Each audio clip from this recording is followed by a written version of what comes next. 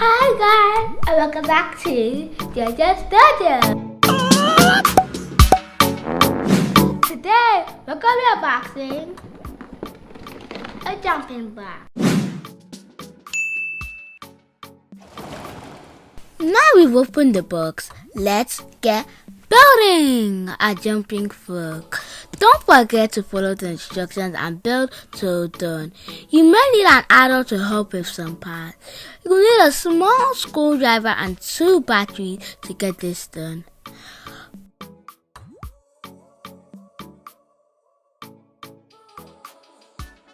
A few moments later. Boo! Now that work is over, we can play with our jumping robots.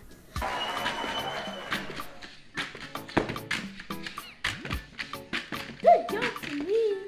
This is gonna fall. It's difficult.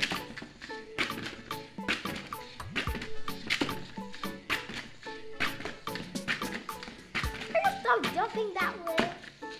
Thanks for watching this video, you guys. Don't forget to smash that like button, click the notification bell so you get notified and have post a new video, and smash that subscribe button. So, get subscribed.